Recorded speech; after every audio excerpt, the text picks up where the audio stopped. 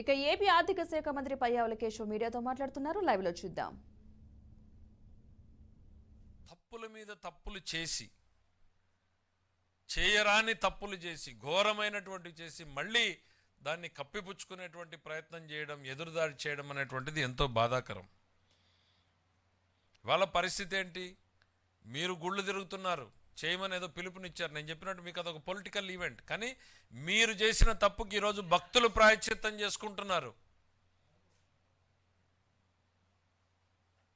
వాళ్ళ జీవితంలో కలలో కూడా ఊహించినటువంటి నిజాలు ఇవన్నీ కూడా, ఊహించినటువంటి పరిణామాలని వాళ్ళు కోలుకోలేకుండా ఉన్నారు. అట్లాంటివి చేసి మీరు మళ్ళా ఒక ఈవెంట్, పొలిటికల్ ఈవెంట్ని తయారు చేసుకుంటున్నారు. దయచేసి ప్రజల మనోభావాలతో ఆడుకున్నది చాలు. ఇక ఇక ఈ ఈ రకమైనటువంటి ఆలోచనలు మీరు మానమంటున్నారు. నేను చెప్పాను, ఆయన మారలేదు, ఆయన ఆలోచనలు మారలేదు అనేటువంటిది.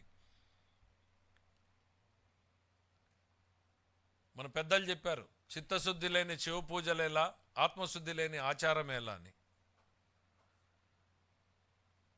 ఇంకా వేయలకలు తిన్న పిల్లి కాశయాత్రకు పోయినట్టు.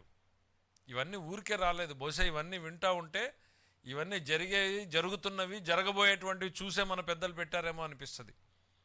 మీ విషయంలో అది కరెక్ట్గా సూట్ అవుతున్నాయి రెండు కూడా.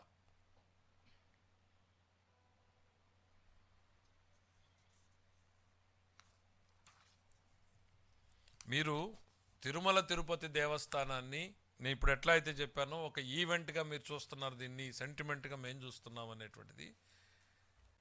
మీరు తిరుమల తిరుపతి దేవస్థానాన్ని ఒక పబ్లిక్ రిలేషన్ ఆఫీస్ లాగా చూసుకున్నారు. ఎన్ని లక్షల మందికి అండి మీరు రికమెండేషన్ లెటర్లు ఇచ్చింది? ఊహించుకోగలరా ఎవరన్నా? మేము ఏదైనా మా నియోజకవర్గంలో వాళ్ళు అడిగితే 5 మందిని 6 మందిని, వారానికి ఒక 20 మందిని చూపించగలిగితే లక్షల మందిని మీరు సంతకాలు పెట్టి పంపించారు. మీరు మీకు కావాలనుకున్నటువంటి వాళ్ళందరూ కూడా ఒక బిజినెస్ సెంటర్ కింద డెవలప్ చేసేటువంటి ప్రయత్నం చేశారు.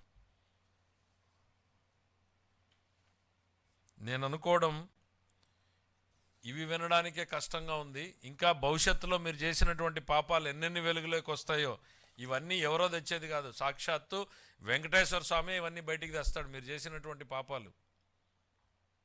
ఆలస్యం అవుతుంది కానీ శిక్ష నుంచి మీరు ఎవరో కూడా తప్పించుకోలేరు.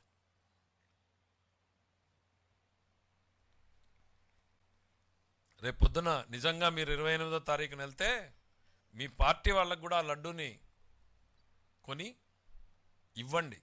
వాళ్లే చెప్తారు ఈ లడ్డు ఎంత గుమగుమలాడుతోంది, మళ్ళీ ఆ పూర్వ వైభవం ఎట్లా వచ్చింది అనేటువంటిది. మీ పాలనకు మా పాలనకు రేపొద్దున మీ కార్యకర్తలే నిజాలు చెప్పేటువంటి పరిస్థితులు వస్తాయి. ఎందుకంటే వాళ్ళు కూడా చాలామంది దేవుణ్ణి నమ్మేవాళ్ళు ఉన్నారు, ఈ దేవుణ్ణి నమ్మేవాళ్ళు ఉన్నారు. మీకు నమ్మకం లేకపోవచ్చు, నేను మళ్ళీ చెప్తున్నా, మీకు నమ్మకం లేకపోవచ్చు. ఆ దేవదేవుణ్ణి నమ్మేటువంటి వాళ్ళు కోట్లాది మంది ఉన్నారు. వాళ్ళ మనోభావాలతో ఆడుకోవడం మానేయండి. ఇంకా మీకు వీలైతే చేసిన తప్పుకి బహిరంగంగా క్షమాపణ చెప్పండి.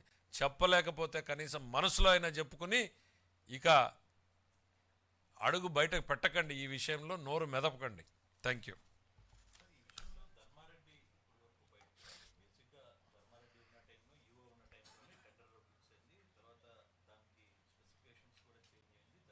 కరెక్ట్.